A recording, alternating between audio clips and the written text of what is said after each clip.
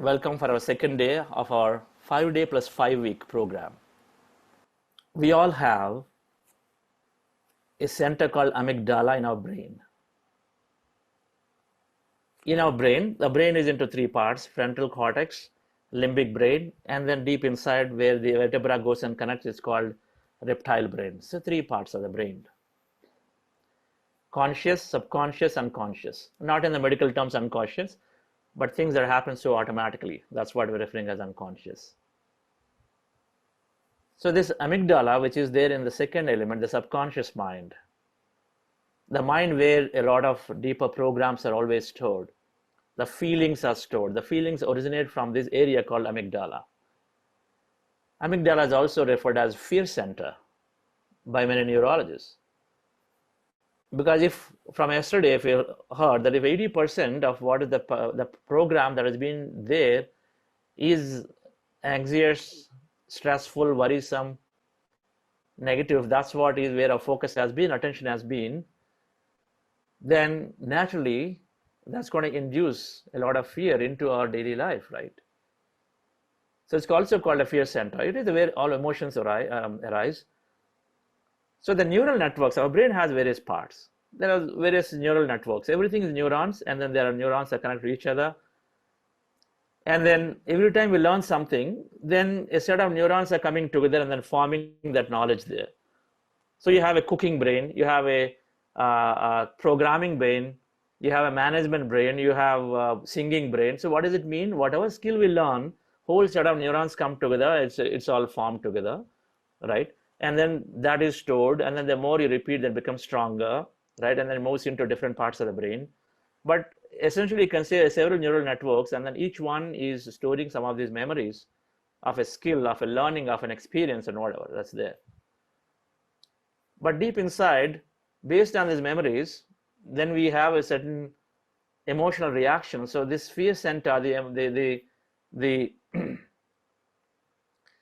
the amygdala, where the emotions are originally originated, where the signals come from, is sending out signals. When you receive a sensory perception from the environment, when you receive a sensory perception, suppose a dog is chasing at us when you walk, then suddenly we get that signal. That sensory perception input is taken through the cognitive mind into the amygdala area, and then amygdala produces some kind of a neuropeptide that goes into the body to raise our adrenal, pump some cortisol into the blood, because we need to protect ourselves at that point. It's got to produce certain emotion, it's got to create certain biological reaction.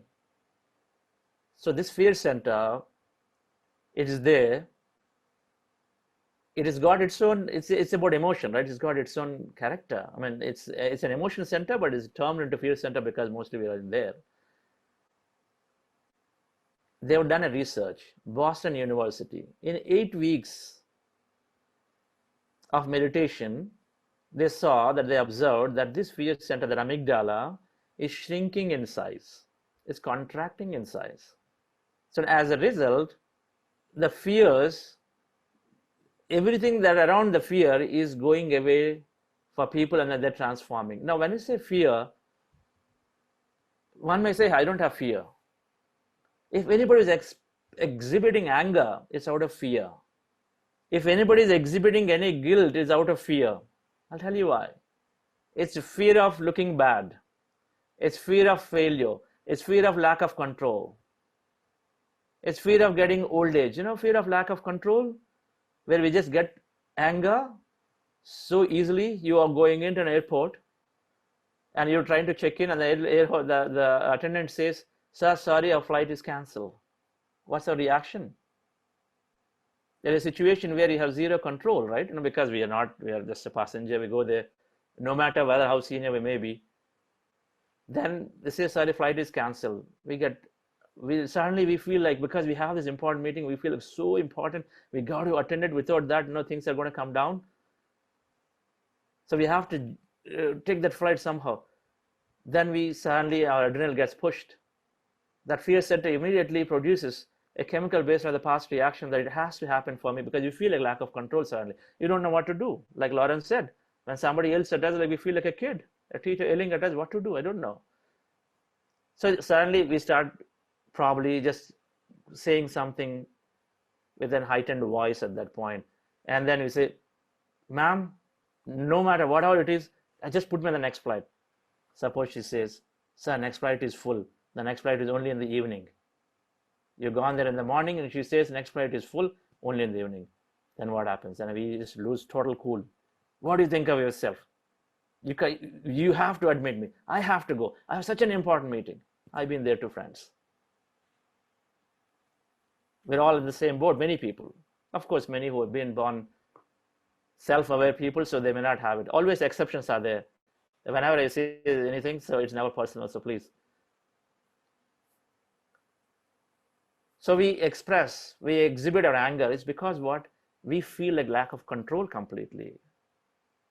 So when we don't have control of a situation, whether it is like this indirectly or even our offices, when we are working with people, or at home, our children say something, our spouse says something, they don't listen in, we feel that is a way to overpower. So that lack of control is oftentimes a cause for anger. So that's fear of lack of control. Fear of failures, fear of looking bad, many things we hide under fear. So everything that we do, friends, all the thoughts are either fear-based or love-based. At the root core of it, all thoughts are fear-based or love-based, and hence all our actions are either fear-based or love-based. Everything ultimately has to boil down to fear and love. Where you're peaceful to yourself, you're not bothered, you're not worried, you're not stressful. So you're taking an action out of total love and compassion, either that, or it is other side, fear. Fear of survival, fear of lacking power, fear of making mistakes. Some people feel, for example, I am a working woman, I'm working. Based on the culture, people make comments all the time. So they feel guilty. Am I doing right?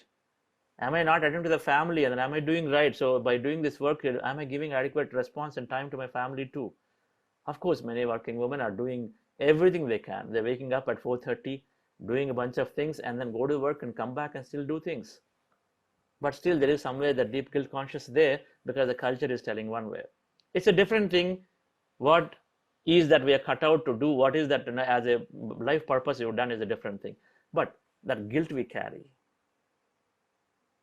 Fear of, am I doing the right thing? Fear of, am I pleasing? Because we are used to pleasing the environment, living for the environment. That means whether it is in-laws, whether it is society, community, who they say, come on, how can you ignore the children and then just be only in a career-oriented woman and this and that, all these comments we hear. And so that guilt is carried all the time. So fear of looking bad, fear of not getting that pleasing. So ultimately, dear friends, the fear is basically what everything comes through. So that leads to guilt. We keep projecting the guilt. But meditation is helping us contract this center, is reducing the volume of the fearful thought, and all stress. I'm going to talk about this after meditation, but all stress is only due to this fear-based thoughts and feelings that are projected. And Valliji is there, and then many medical doctors oftentimes attribute most of the disease in the body are attached to stress, and then we'll learn in detail how that happens and what is meditation is doing in reducing the stress. But it needless to say that if in 8 weeks, if somebody's fear center is contracted, and then people are able to say that, hey, I'm like not overreacting, I'm not reacting just like that, I'm not just like that acting out of, I'm not just like that, just giving a response just like that, like jerking off. There's no knee-jerk reaction anymore. Just in that 6 weeks to 8 weeks. And it is that meditation that we are practicing every day, dear friends, which is breath mindfulness meditation. If that is so, and if 6 weeks is going to make you, it's make us a transformed person where it's going to move and reduce our fear center less and less so that we start showing up as a better version of ourselves to our family first. This morning, a participant was sharing. She said, today was my 40th day. I was trying meditation, and then I'll tell you, my life was miserable. That's an experience she was sharing. I don't know where she is from. I said, my life was miserable. Everything I lost. She was young. I've gone to so many places to try to heal myself, all systems, but it didn't work. But in 40 days, I'll tell you, and her voice was like that, I'll tell you any amount, but every of my issue has been solved. All my health issues have been solved. Whatever she had, multiple of them she was talking about.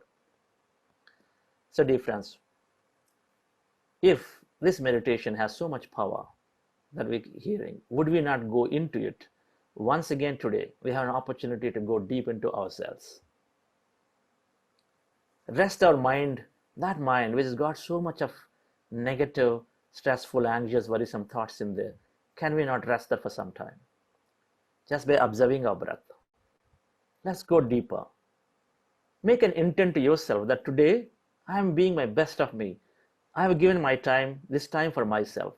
24/7, we're always working for others, either for the company, either for family, either for my husband, either for my children. All the time I'm for my community, but this time is for you. So then shall we take that intent and say, in my meditation, I'm not entertaining any of the thought. Thoughts come, but I'm totally with me. I'm going to be into myself. I'm going to do the best of me. So we will go into that heart elevation process. Those of you who are new today joining. So we're doing two processes. The main thing is the breath mindfulness meditation. It's called Anapanasati Vipassana. The roots are from Gautama Buddha, who has given this beautiful, most simplest technique. 1 and 2 in the world practice some form of this technique. In terms of those who are in those who are in the spiritual practices, in meditation practices, do this technique called observing your simple, normal, natural breath. Take any point on your nose, and then you observe your natural rhythm of your breath.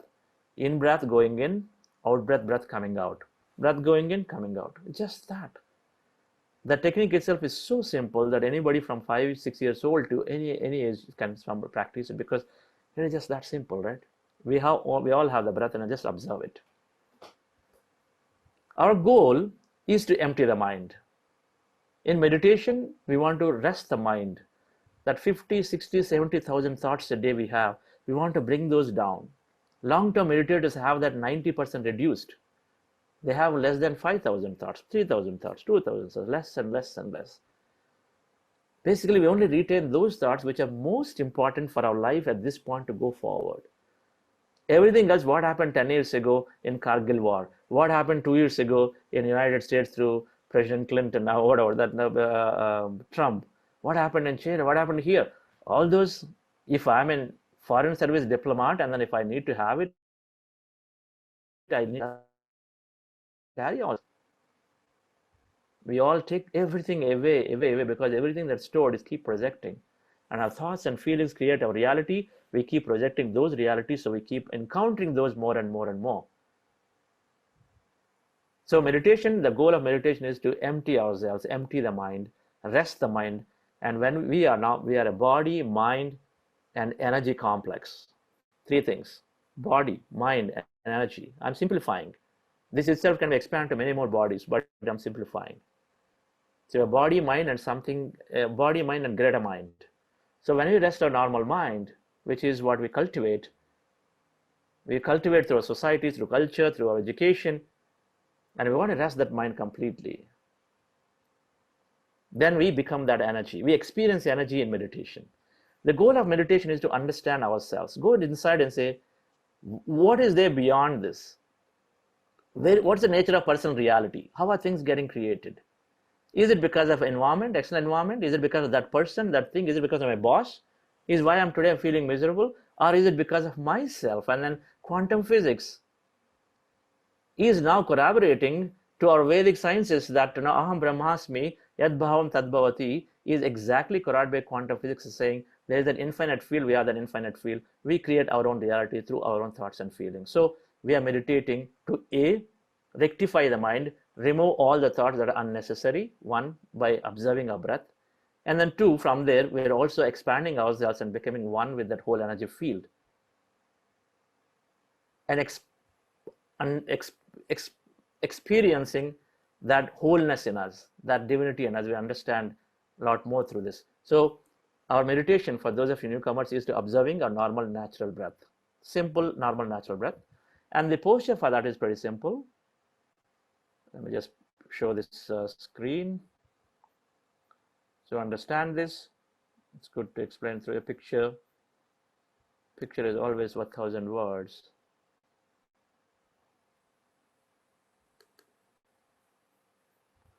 All right. So this is the breath mindfulness meditation.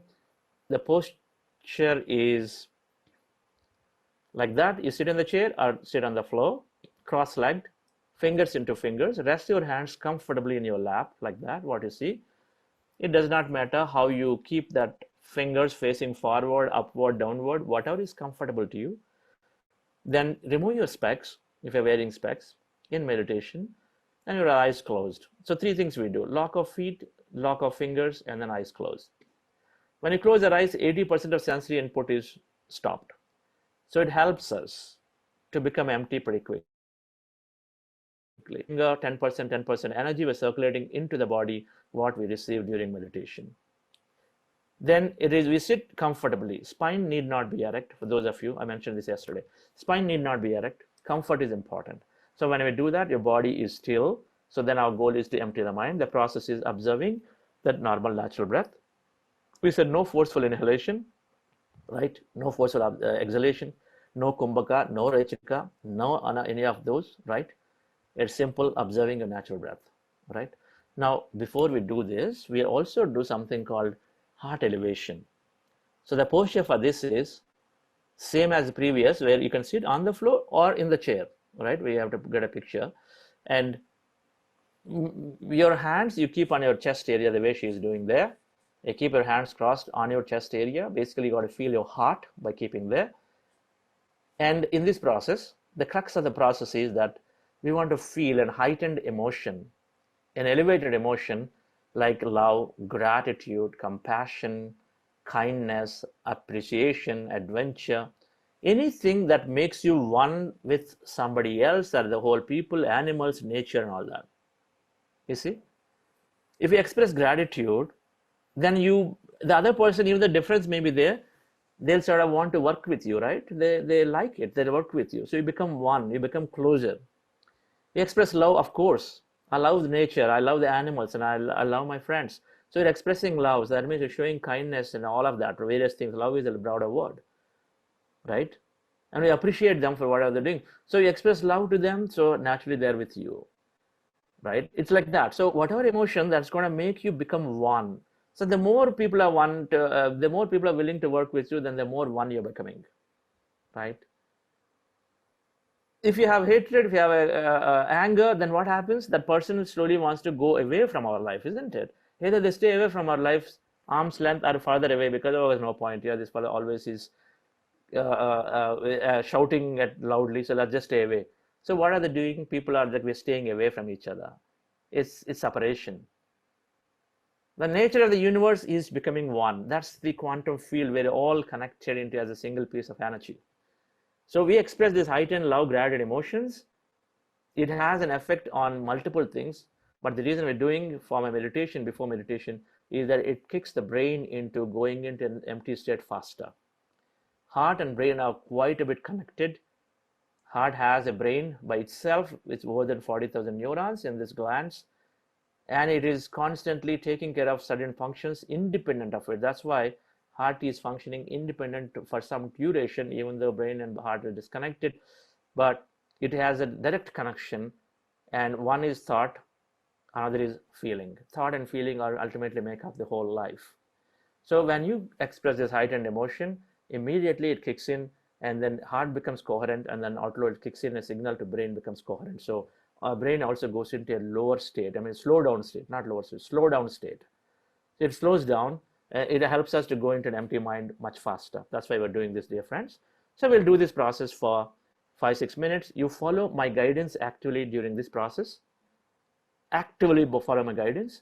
And then when you're meditating in the breath mindfulness meditation, where I will say, now let's go into this meditation process, that time you switch your hands, get into this posture, right?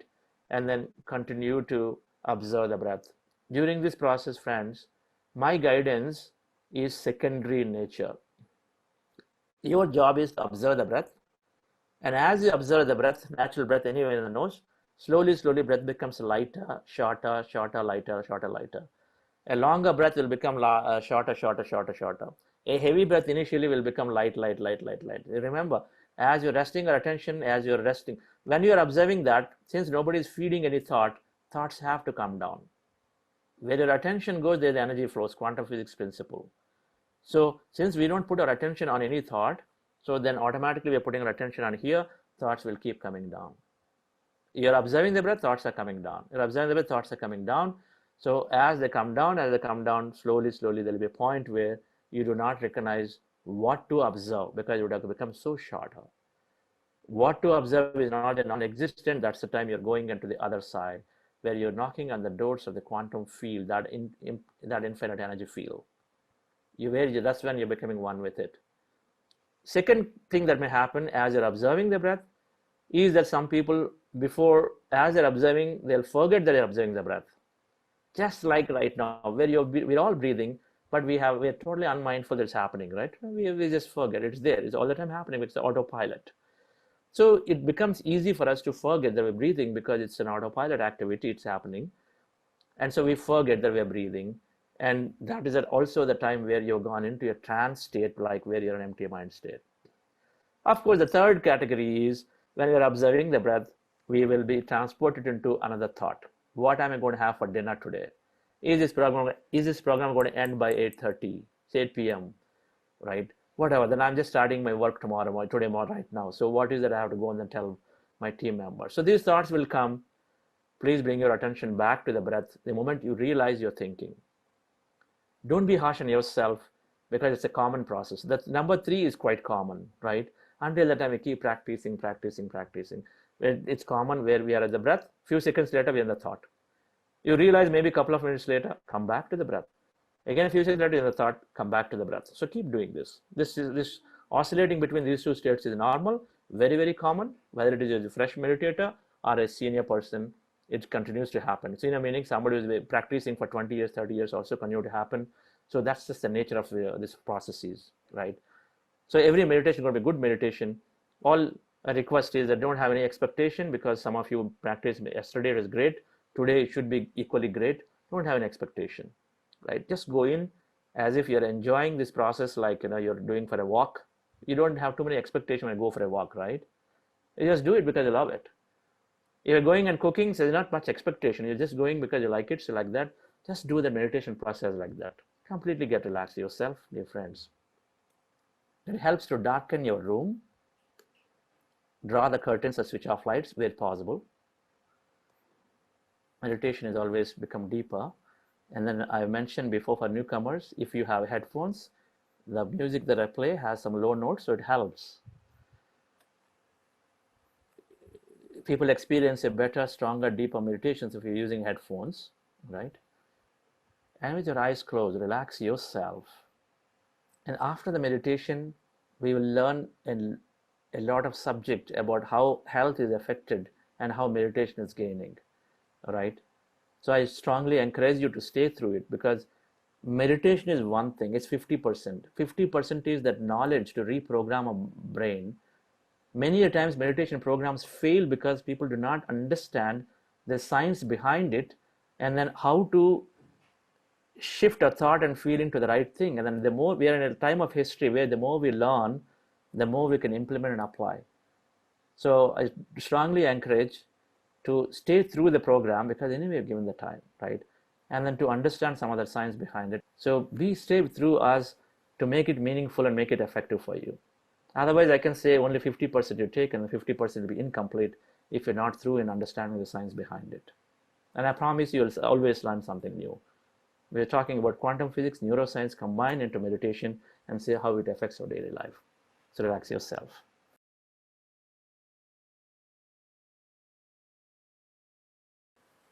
Wonderful. In a group, when we are meditating, it's always powerful because everything is energy. Our thought, our feeling is energy. And there is this good vibe energy circuit is formed because in quantum world, energy is non-local, non-linear.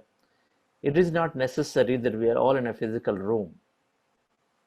When I say non-local, when I think of somebody right now, many a times of that person, if they're on the other side of the world, and say, hey, I was just looking to call you, and then your call came, right?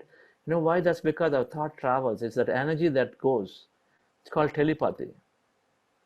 It's non-local, and the non-linear, it's not in a straight line because it's a wave nature. It is going everywhere. So it doesn't matter where we are, and we're all connected because we have the singular thought that we are going in, and then we are in this group meditation. So that very thought itself is combines us into a single energy circuit. So that's great. Certainly we'll listen in to one or two experiences and understand how meditation is eliminating first how stress is causing the disease, and how meditation is eliminating stress and hence great health. 90% of the participants, the people who practice meditation, say invariably my health has completely gotten better. More than getting better, they feel that confidence that they will not fall sick. That's much more powerful, right? So in the meditation, I'm using the words feel, sense, aware. I want to talk about these technical terms just so that we understand the difference. When we sense something, it's sensory perceptions. We have these 5 senses: touch, smell, hear, see. So we sense something. I say, can you sense energy?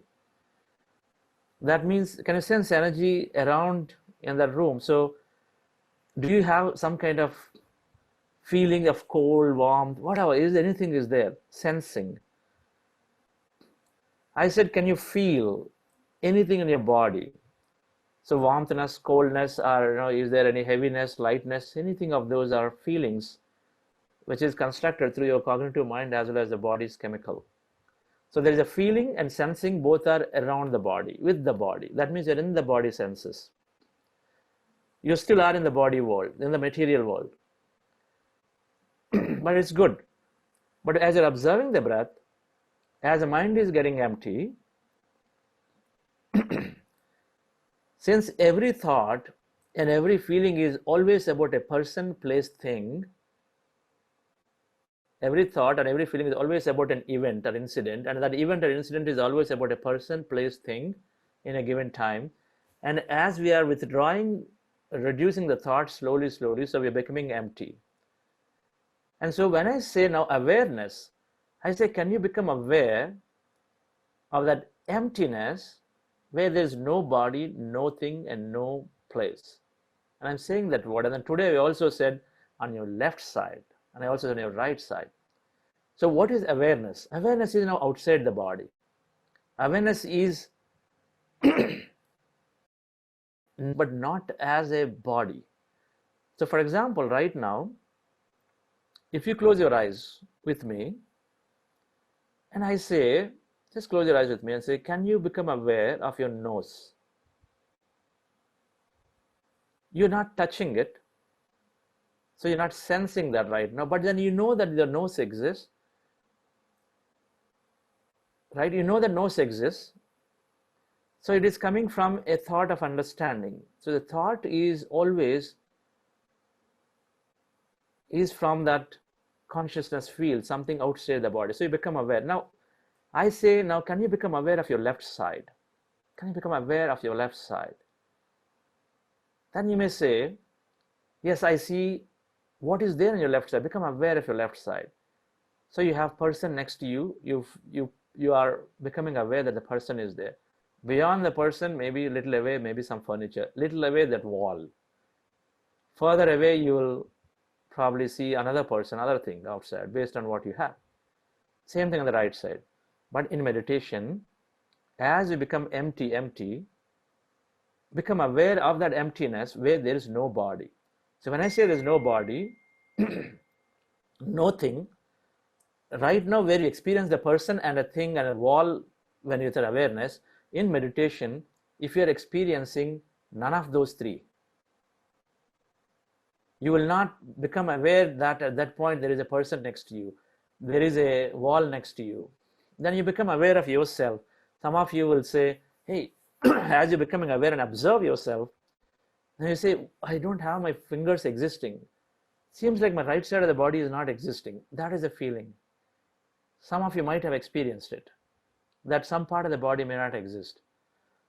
But when you do it next time meditation, you become aware of the person, place, become aware of that emptiness where there's no body, nothing.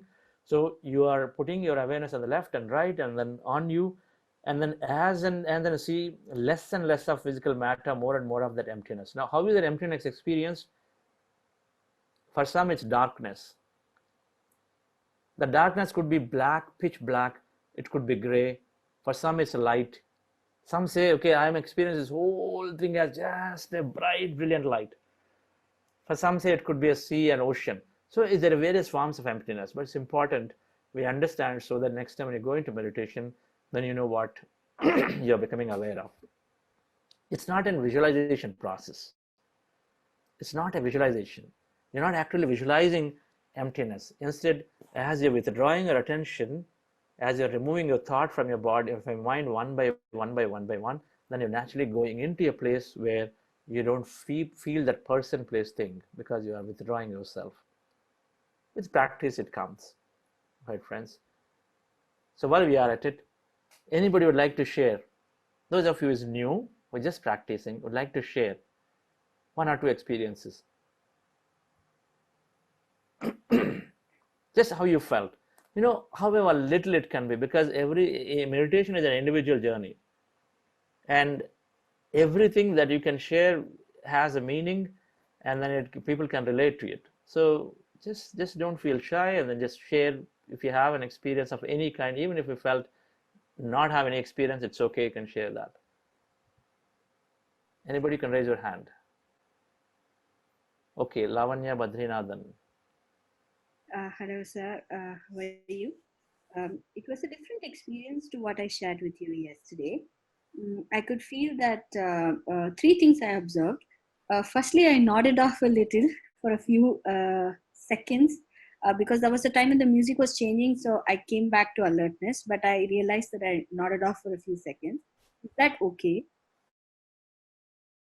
The second thing was I could feel that yesterday I felt an energy which was like, I don't know, with energy or a pressure, I don't know how to word it. It was circular, as in it was around me and it was vertical.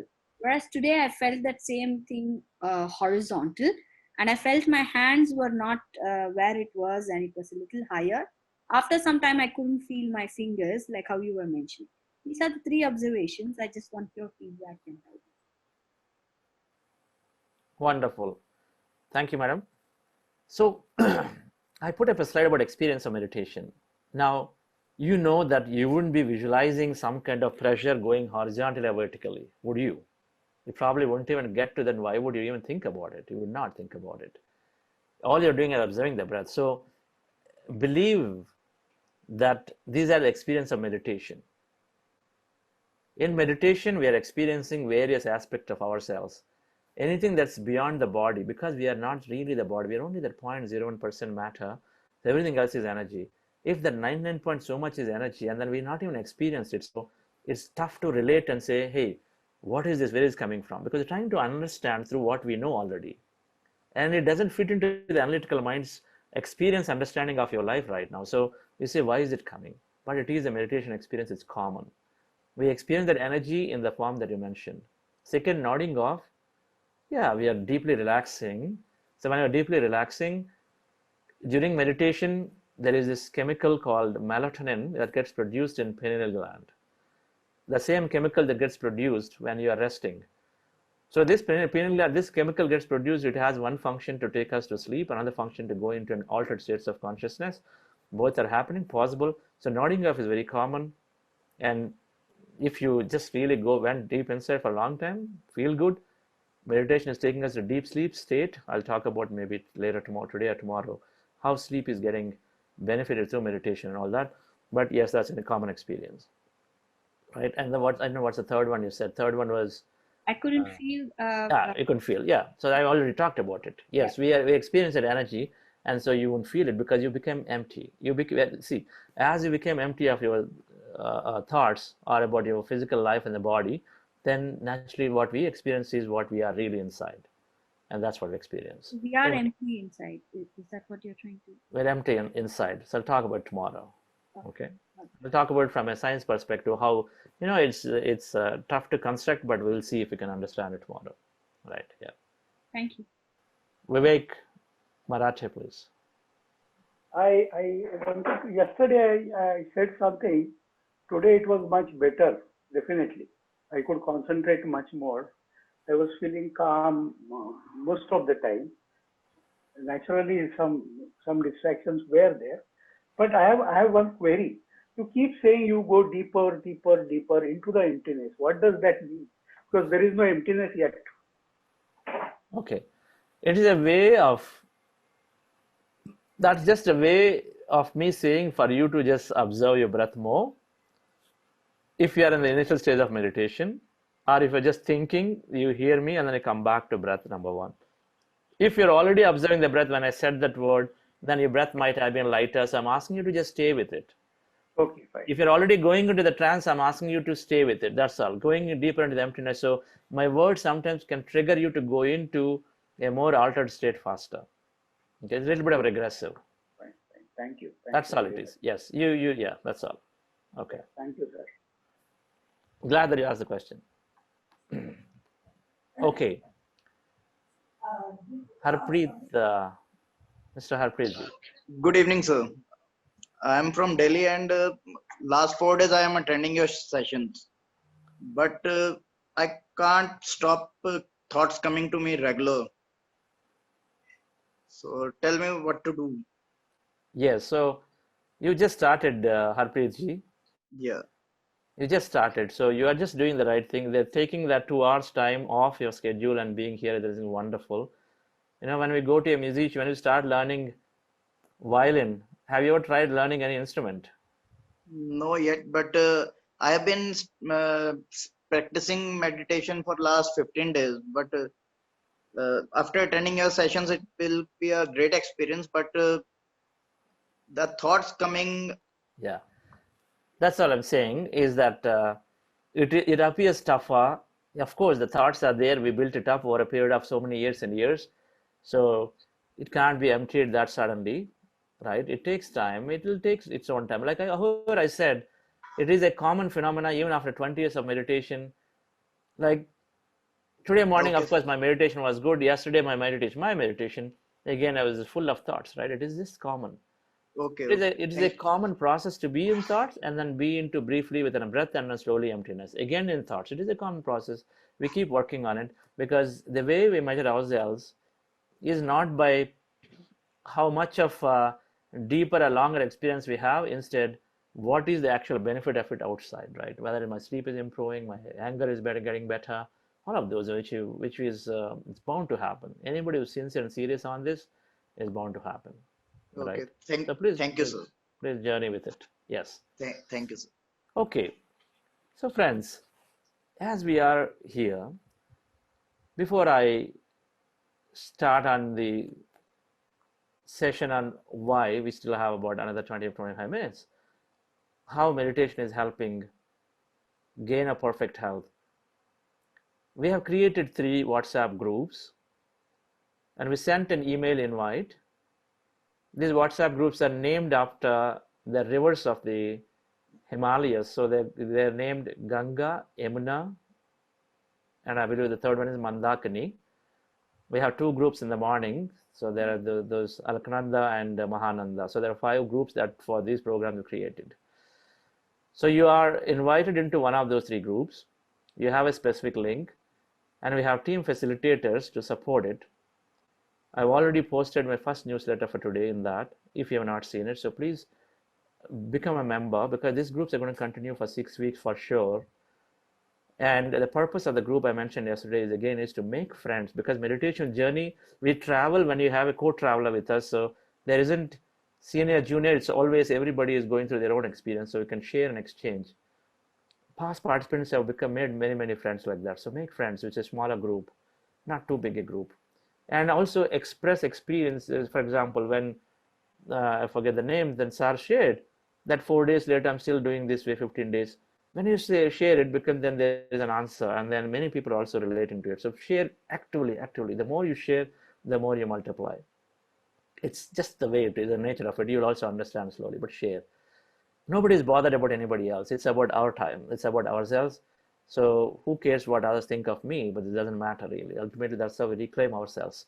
So actively share, be open, and then there's a team facilitator. As mentioned the name of the team facilitator in the description of the group, so you can interact. So this is hi Raji.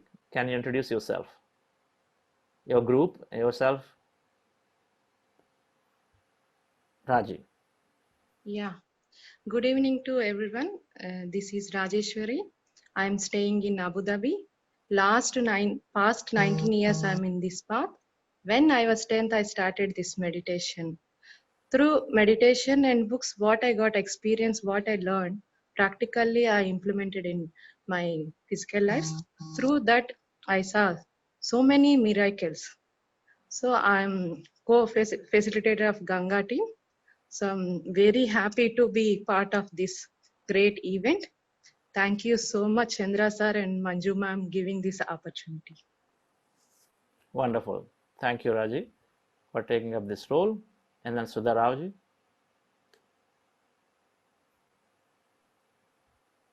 Beautiful session, sir. Thank you so much. My name is Sudha, and I live in Dubai.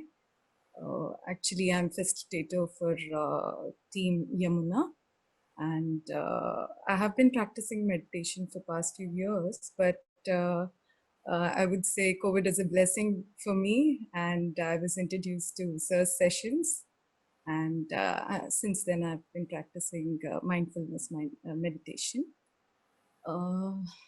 Yes, I'm really excited to be a part of this 5-day workshop. Thank you so much, Chandra sir and Vani ma'am, for giving me this opportunity. And I would like to looking forward to see you all interacting in the group.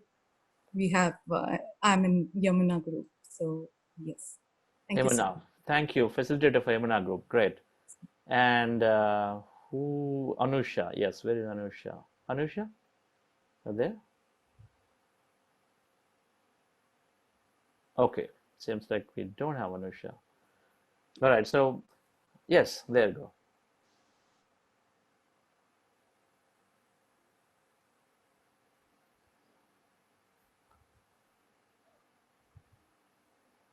What happened? Yes.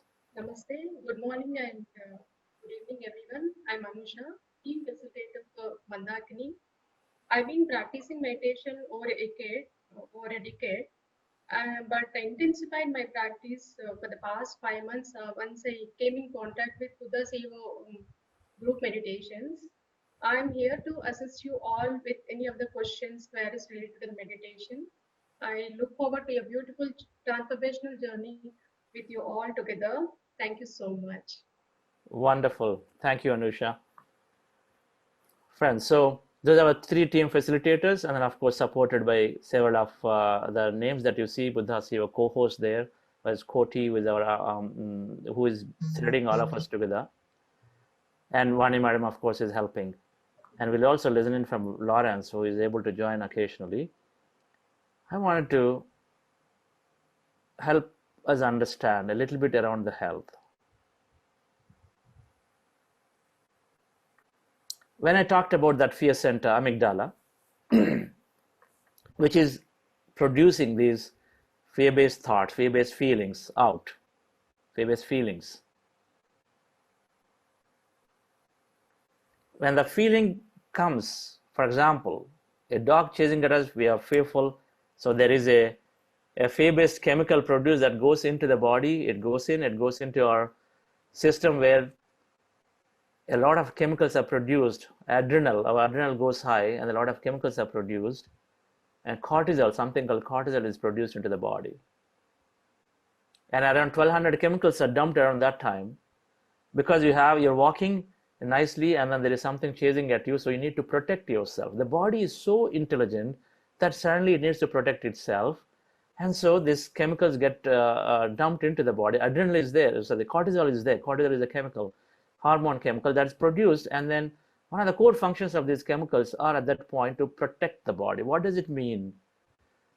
It means it is doing a few things that time when it's going into what is called something called fight and flight mode. Whenever we have these fear-based emotions that are produced, then the body is shifting into a fight or flight mode. A fight or flight mode is where you're protecting yourself by either flying away, that means running away, or fighting, either of the two. So if you are in a corner, you're nailed down by a dog, then what do? You can't run, then you got to fight, right? There's nothing else to do. So you need a lot of power, energy.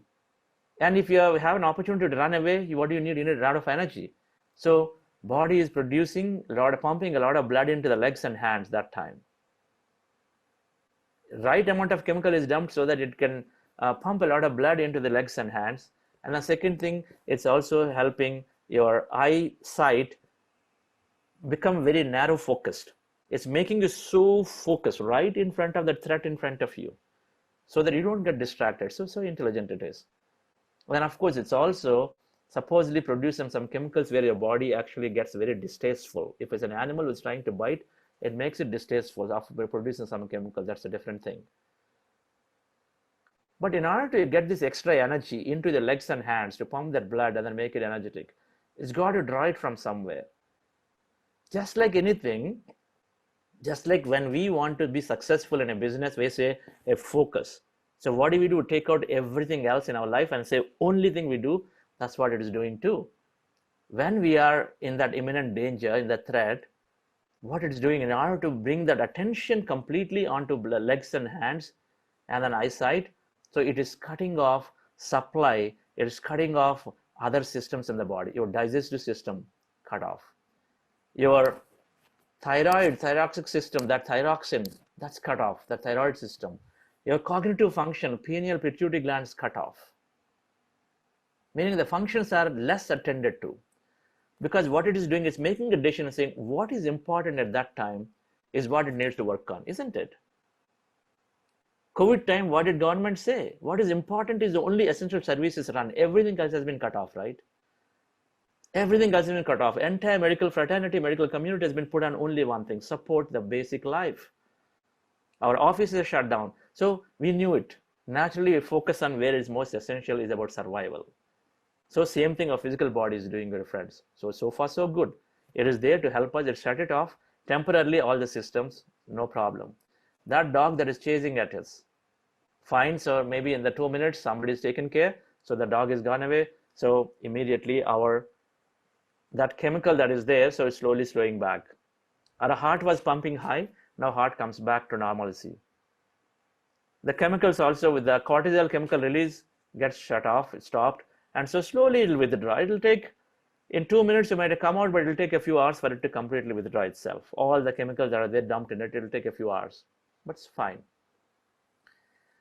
But however, the problem is, in the current world, when we have a fight with our boss in our office, an altercation with our spouse at home, or something that has happened in a community, or you made something nasty where you feel bad about yourself, whatever that may be, or you are so worried about if I went out for groceries and then somewhere I got to know that there is somebody, some COVID patient entered and went out, so the news came to you as a rumor, then you're just totally worried all the time. So what happens? Am I going to get it? Am I going to get it? Fear. So all of these fears, like I said, remember there's amygdala, the fear. Every time the fear feeling is pushed out into the body, then we are taking the body into the same fight or flight mode as the dog chasing at us. So now it's no longer the dog or no longer the danger. It can be that person who is driving us up into that fearful mode or that event, and as a result, we're taking the body into the same fight or flight mode. When we do that, we are causing the same amount of chemical, same cortisol to be dumped into the system. It's fine. You may say, what's so big deal? But what did I say? When it is dumped into that, and then body does not know whether it is an external physical danger or it is danger caused by our own mind. And since we are sustaining that thought again and again and again, that altercation you had with the boss, if we had finished it and then left it, no problem. But do we leave it? We don't leave it. It happened at 10 o'clock. And then 11:30, you go for a tea break, you talk to your friend. 1 o'clock, you go for lunch, again, you relive that experience. You go home in the evening, you just talk about it in gory detail to your spouse. We relive it. We call friends and we talk about it and say, this guy is so nasty. This company sucks.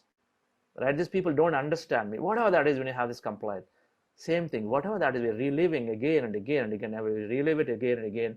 We're sustaining that fight or flight mode of the body. That means we're sustaining that cortisol, and we are sustaining what? The body cutting off what is not necessary, it feels at that point. It is only pumping blood into legs and hands and making you heightened aware, but it is taking away your digestive system function. It is not helping work your thyrox properly. It's shutting off the cognitive mind, so decision making becomes so impaired.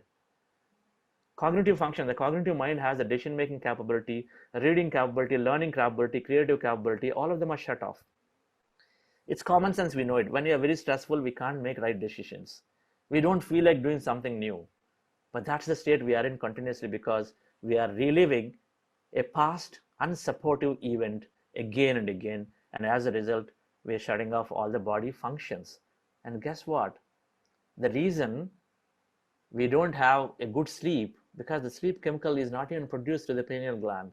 We don't have proper digestion, so heart burns, right? And we have these ulcers and everything, and the constipation, whatnot, everything is coming because our body functions are constantly disengaged. As they constantly disengage, so they're not working well, so all kinds of diseases are there in the body.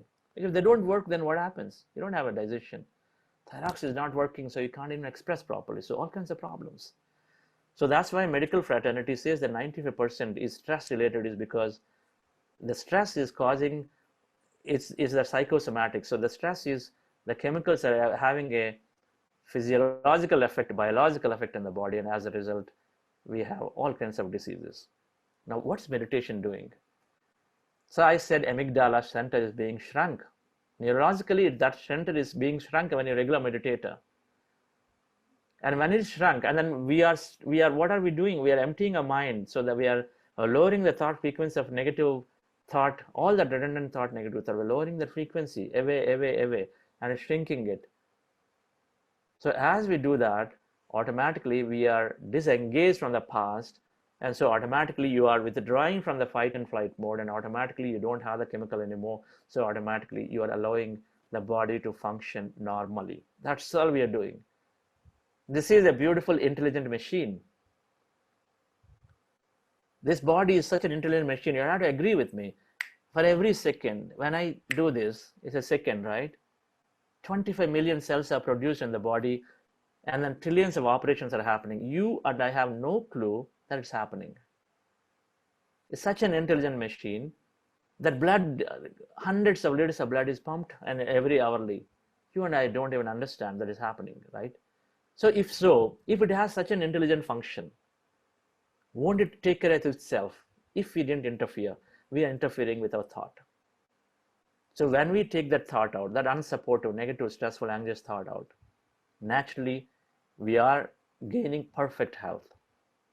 That health is so good that that's why people like I need not have to. I always been so confident that if I fall sick, then I heal myself. We heard from that video in the beginning, Balasundaramji. He's working on it. He's already reducing his insulin. I don't know if Balasundaramji is there. I would like him to share his experience. So this is how we're gaining health, dear friends. I'll talk a little more of how that heart elevation process that we are doing, which also not only participating in reducing this stressful thought, but also increasing immunity.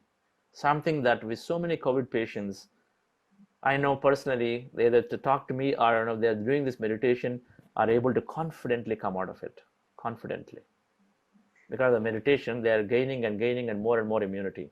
I'm so grateful to Karthikeyan sir in creating so much awareness about it, and so Ghai sir and many other people, so many. Thank you, Ramesh, for spreading this knowledge. Balasundaramji, can we hear your experience before we close for today? Okay, thank you for today. It was another wonderful day today.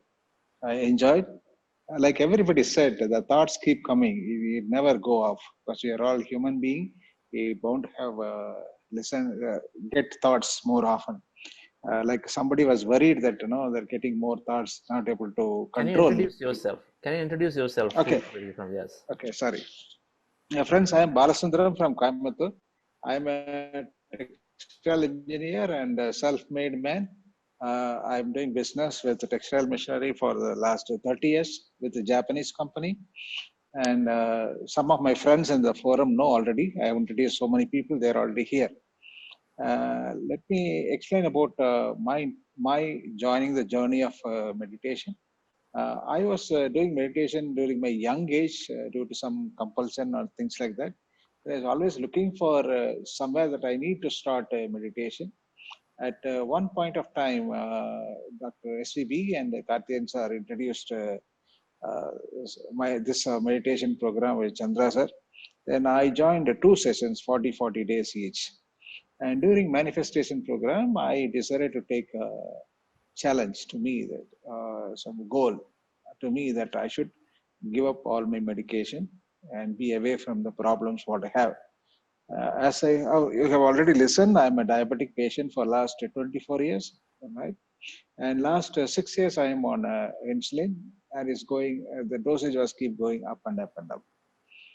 Very surprisingly, after 30 days of program, I started reducing my insulin level and monitoring the sugar level. Sugar level is stable, but I'm able to reduce my insulin up to 25-30%. I'm on the target now, and my target is to make it zero in next 3-4 months time. And another interesting is that I was taking a BP tablet for about 50 mg morning and evening. Then I started reducing that also. So now I made it half. And today morning also, last 3 days, I'm checking my blood pressure. It is less than 115 on the higher side. It's supposed to be 120. And the bottom side is around 66. It's supposed to be 80. I consulted my cardiologist and he said, excellent, you can give the balanced medicine also. So this is how, the benefit. My heartbeat has come down somewhere from 72, 74 to 56, 58 like that. I'm cool, calm. The best benefit is not only for my health, people around me are enjoying, I become cool. I'm not getting, agitated. I talk very reasonably. I'm not reacting to people. Everything, whatever they want to explain properly. I was able to understand clearly what they're trying to communicate. Earlier, I used to jump into conclusion. I used to shout at them. And in turn, they will not come and tell me the real situation. They're afraid of meeting to me and talking to me also. This is just a wonderful, amazing experience, and I want everybody to enjoy this. And it is not just one day or 1 week or 1 month process. It is going to be year after year after month after month after month. You keep doing it. I'm sure you will definitely, every one of you will achieve the goal, whatever you are planning for. I promise you, it is a big benefit we got. It is, I think everybody knows that meditation started from India, and we have given up for a long time. And it is the best thing you can do. Control your own mind, and beyond mind, there is nothing in this world. Nothing in this world. Thank you, Chandra, again for this Buddha CEO Quantum Foundation, for wishing you great success for the future. Thank you. Thank you, Balasundaramji. Very, very well said, articulative. That's managing director of Powerlink Systems, a company that he co-founded, and then it's been very successful.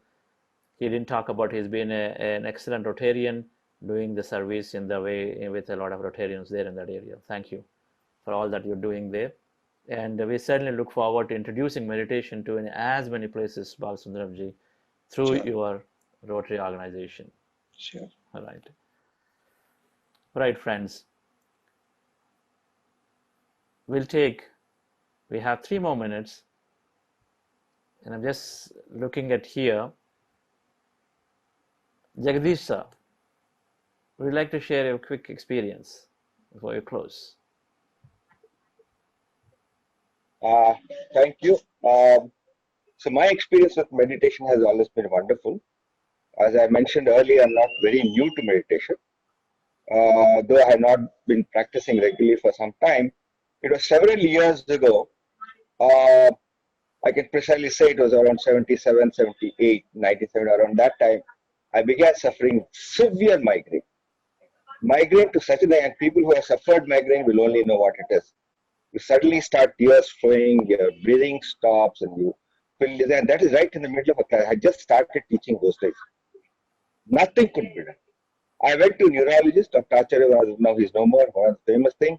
He gave me different colors tablets, red, yellow, green, one thing improve blood pressure, one thing reduce blood pressure, one to go to sleep, one to get pain, reduce everything. You know, there's such a box. I'm not a strong believer of medicine. I just go and dumped him to in the gutter. It so happened I was in the US at the time. There's some doctors over there. They treated me. They started giving me again some kind of I think steroids and things like that. Were just very scary. Several even alternate medicines, etc. By accident, I happened to meet one Rishi Prabhakar. He was also no more now. Who was a meditator and was teach meditation in a small room, etc. Both my wife and mine, we went through 1 month of meditation course. You won't believe me, within 15 days, I forgot all my migraine. I don't even remember today that I even had suffered migraine. I had not suffered even 1 day of migraine after that. Just several years ago. Then other interest is much later, much recently, much later, of course, many years ago again. See, I had a cartilage tear in my knee before some earlier accident, and I had no idea what it was about. Suddenly, my knee became very stiff, very profound pain. I couldn't bend my leg, couldn't stretch it. Again, I went to doctors, several doctors. They said, one of the very serious doctors said, though you can't give lectures standing, don't climb stairs, don't climb downstairs, never stand up and talk, and things of that kind. There's a doctor I has to go every month to Chennai who used to give me cortisone injection at that point of time. There's a doctor here who opened my knee and said, no, there's nothing wrong. I don't see anything. I don't know how he said nothing wrong after opening my knee. And that made my knee worse. Again in the US, ultimately, one of my relatives, the doctor said, no, we have to take an MRI. Was very new then. Took an MRI. There they found the cartilage was torn. And then he said, no, we'll tie it up. We'll tie it up and do something else. I said, nobody's going to touch my knee. I certainly not this. No, don't worry. You can go back to India in 7 days. No worry. I said, no, I'm not letting anybody touch. Then it so happened on Sundays I go to a temple, last Sai temple. I said, look, meditation helped my migraine. Why does meditation help me? I forced my sit on the back. I can't stretch my leg in the temple. Slowly started bending, meditating 45 minutes every day. Today, I can walk 10 kilometers much faster than many of my younger colleagues. They're all surprised the way I can walk. I sit down, meditate. I sit down and pray. I can sit for more than an hour. That's the power of meditation. Of course, there are many other things that happen. Thank you. Thank you, sir. Very, very inspiring. That's a former professor of IIM Bangalore. Thank you, Jagdish. It's so great to have you. Sir, with that, we come to the conclusion of second day session, dear friends. We posted in a very beautiful little book called Meditation is Very Easy in the WhatsApp group. So I encourage you to please read that. And then since we have only 5 days, I'm compressing the discussion of talk about the scientific aspect of it to less and less. I think we're going to give more emphasis to the practice. And then I'm sure you can find the knowledge in some of our YouTube channels as we're going to post this. Some of the longer classes we plan to post, and also post a link in the WhatsApp group slowly that you can listen in and understand the subject. So before we conclude, I request Karthikeyan sir to give his ending closing comments, and then we close with his comments. What else do you want? Hello? Yes, sir. Yeah. See, nothing more to add to what Mr. Jagdish and Balasundram said. They have said the ultimate. There's a practical experience, what they have gone through, particularly from Mr. Balasundram. There's nothing more to add, Chandra. Mr. Balasundram, amazing what you have gone through, and your expression is also beautiful. Wonderful. You know, you have motivated a lot of others to come and join. I think no more words, Chandra. So I am following you, sir. Yambatra inbam perugai vayagam. That's right.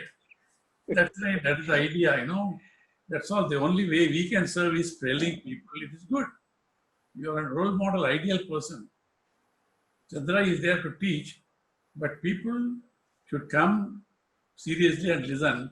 It's only possible when you've gone through something and you are able to express it so beautifully also. Chandra, I've been here from the beginning, in and out. I'm also on the other computer. My ears are with you, but eyes are very often on the other computer. But on the whole, beautiful. Everybody is happy, enjoying. I think it's time to let people. Thank you. Thank you, Chandra. Congratulations. Every day I find people experiencing better. I'm so, what should I say? I'm reinforced in my faith in you. And more people say they are benefited. That means I have supported the right person and the right cause. Thank you.